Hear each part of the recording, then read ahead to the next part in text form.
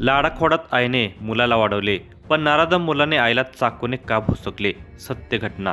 नवरा व्यसने बिनकामाचा निघाला तर बाईच्या जन्माचे दुःख संपत नाही. पोटाला मुलगा असेल, तो मोठा होईल तेव्हा तरी सुखाचे दिवस येतील या आशेवरती जगत असते. पण मुलाने बापाच्याच पावलावर पाऊल ठेवले तर मात्र जगणेच नकोसे होते. व्यसनी व नीच मुले आईबापासाठी जणू काळच असतात. अशाच एका मुलाने आयुष्यभर कष्ट केलेल्या आपल्या आईचा क्रूरपणे मारहाण करून खून केला आहे. कारण ऐकूनच तुमच्या पायाखालची जमीन सरकेल. ही व्हिडिओ पुढे पाहण्या अगोदर जर तुम्ही ह्या चॅनलवर जर नवीन असाल तर प्लीज आपल्या ह्या मराठी चॅनलला नक्की सबस्क्राईब करा. धुळे जिल्ह्यातील शिरपूर तालुक्यातील खैरखुटी गावची टिपाबाई रेवला पावरा सध्या शिरपूर तालुक्यातीलच ताजपुरी शिवारातील देवेंद्र मिलेसिंग राजपूत यांच्या शेतात मजुरी करते. त्यांच्याच शेतात ती झोपडी बांधून वास्तव्याला आहे. आदिवासी समाजामध्ये जन्माला आलेले टिपाबाई कळायला लागल्यापासूनच मोलमजुरी करून स्वतःचा उदरनिर्वाह करू लागलेली होती. स्वतःच्या मेहनतीने कमावलेले मानधन ती आईवडिलांनाही देत असे. टिपाबाई वयात आल्यानंतर आईवडिलांनी तिचे लग्न लावून दिलेले होते. पण टिपाबाईचा नवरा दारोडा निघाला होता. आदिवासी जमातीला दारूचं व्यसन हा एक शापच आहे. दारू आपल्या शरीराला चांगली की वाईट याच्याशी आदिवासी जमातीला काहीही देणं घेणं नसतं. पण दारू पिणं हे त्यांच्या लेखी अभिमानाची आणि पुरुषार्थाची बाब समजली जाते. टिपाबाईचा नवराही दारुडा असल्याने नीक कमावता होता. सुरुवातीला तो मोलमजुरी करून थोडा बहुत आर्थिक भार सांभाळायचा. पण टिपाबाई दिवसभर राबून मिळालेल्या पैशातून आपलं घर चालवायला लागल्यापासून तिचा नवरा रेबला पावरा ऐत खाऊ झालेला होता. बायकोच्या जीवावर घर बसल्या दारू पीत असायचा. त्या दारूपायी तो आपली शारीरिक क्षमता गमावून बसलेला होता. टिपाबाईला रेबला पावरापासून आवलेश नावाचा मुलगा झाला होता. नवरा दारुडा आणि निकमाव असल्याने टिपाबाईलाच आपल्या मुलाचं पालन पोषण करावं लागायचं. सुरुवातीच्या काळामध्ये टिपाबाई आपल्या मुलाला पाठीला बांधून शेतात मजुरी करायची. नंतर शेतातील झाडाला झोळी बांधून त्या झोळीत बाला टाकून मजुरी करायची. टिपाबाईची आर्थिक परिस्थिती खूप हालाकीची होती. तरी तिने आपल्या मुलाची म्हणजे आवलेशची हेळसांड होऊ दिली नाही. तो आपल्या पायावर उभा राहीपर्यंत प्रसंगी स्वतःच्या पोटाला चिमटा घेत अनवाणी पायाने शेतमजुरी करत अंगावर फाटकं वस्त्र नेसत टिपाबाईने आवलेशला मोठं केलेलं होतं. आता टिपाबाई 67 वर्षाची झालेली होती आणि तिचा लाडका मुलगा आवलेश हा 25 वर्षाचा झाला होता. वयात येताच आवलेश सुद्धा व्यसनाच्या आहारी गेला होता. तो मोलमजुरी करायचा, पण मिळालेले पैसे मांस मच्छी खाण्यात आणि दारूचं व्यसन पूर्ण करण्यात घालवायचा. त्यामुळं टिपाबाईला वयाच्या 67व्या वर्षीही स्वतःच्या पोटाची खळगी भरण्यासाठी आणि प्रसंगी आपल्या मुलाची म्हणजे आवलेशची भूक भागवण्यासाठी शेतात मोलमजुरी करावी लागायची. कष्टकरी आणि प्रामाणिक टिपाबाईला ताजपुरी शिवारातील शेतमालक देवेंद्र भिलेसिंग राजपूत यांनी आपल्या ताजपुरी शिवारातील शेतामध्ये आश्रय दिला होता. ती ताजपूरच्या शेतात झोपडी बांधून राहत होती. तिच्याबरोबर तिचा 25 वर्षे वयाचा तरुण मुलगा आवलेश सुद्धा राहत होता.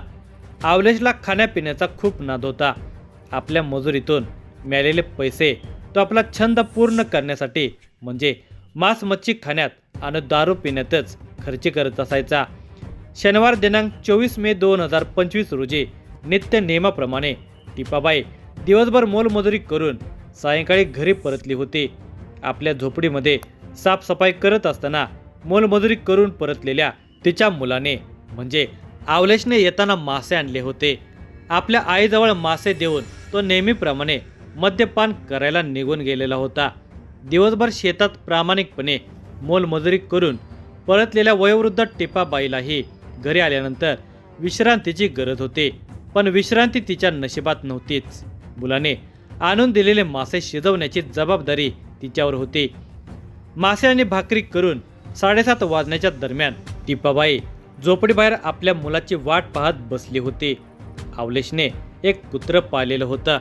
मांस मच्छी खाऊन झाल्यानंतर उरलेलं अन्न तो आपल्या पाळलेल्या कुत्र्याला देत असायचा. अनेक वेळा त्या कुत्र्याने टिपाबाईचं नुकसान केलेलं होतं. ते कुत्रं केलेला स्वयंपाक खायचे तर कधी दूध प्यायचे. त्यामुळे या कुत्र्याला लांब कुठेतरी सोडून ये असं टिपाबाई आपल्या मुलाला सांगायची. पण अवलेश त्यास विरोध करायचा.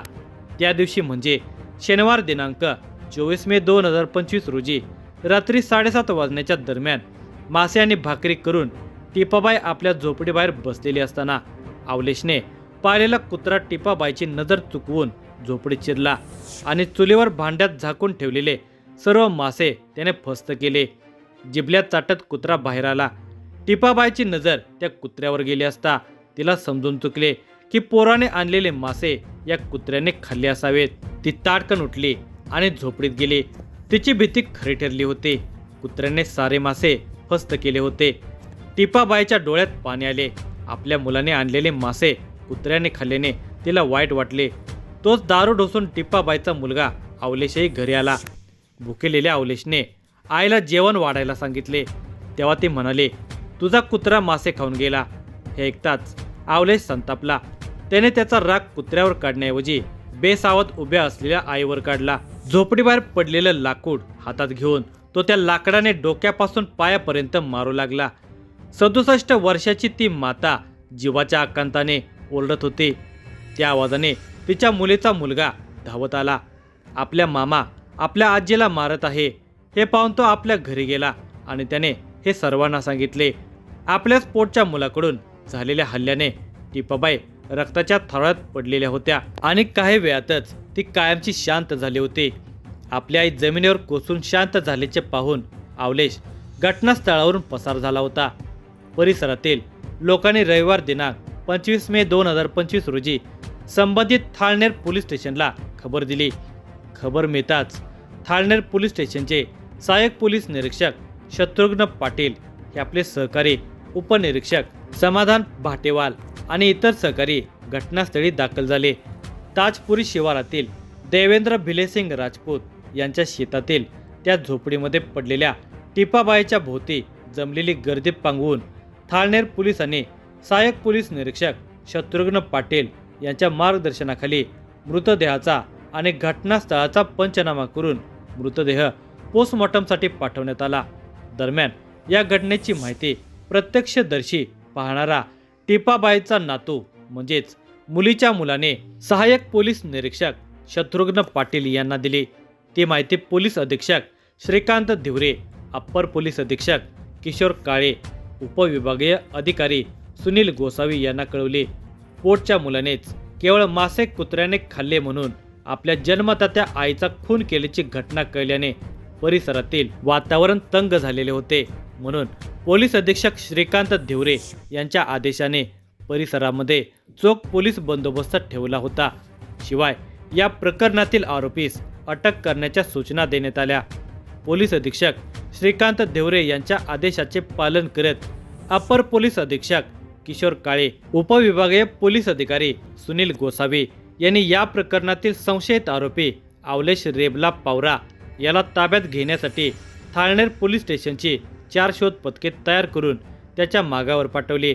दरम्यान सहाय्यक पोलीस निरीक्षक शत्रुघ्न पाटील यांना या प्रकरणातील संशयित आरोपी अवलेश रेबला पावरा हा आडे शिवारातील केळीच्या बागेत लपून बसला असल्याची खात्रीशीर माहिती मिळाल्याने सहाय्यक पोलीस निरीक्षक शत्रुघ्न पाटील यांनी आपल्या 4 शोध पथकांना आडे शिवारातील त्या केळीच्या शेतीभोवती वेढा घालून त्या शेतात दडून बसलेल्या अवलेशला ताब्यात घेण्याच्या सूचना दिल्या. सहाय्यक पोलीस निरीक्षक शत्रुघ्न पाटील यांच्या सूचनेनुसार थाळनेर पोलीस स्टेशनच्या 4 शोध पथकाने आडे शिवारातील त्या केळीच्या शेतीला वेढा दिला आणि त्या शेतात लपून बसलेल्या अवलेश पावराला ताब्यात घेतले. अल्पावधीत या प्रकरणातील संशयित गुन्हेगार ताब्यात मिळाल्याने सर्व वरिष्ठांनी समाधान व्यक्त करत थाळनेर पोलिसांचे अभिनंदन केले. अवलेश पावरा याच्या कबुलीनंतर त्याच्यावर थाळनेर पोलीस स्टेशनला खुनाचा गुन्हा दाखल करून त्याला गजाळ करण्यात आले.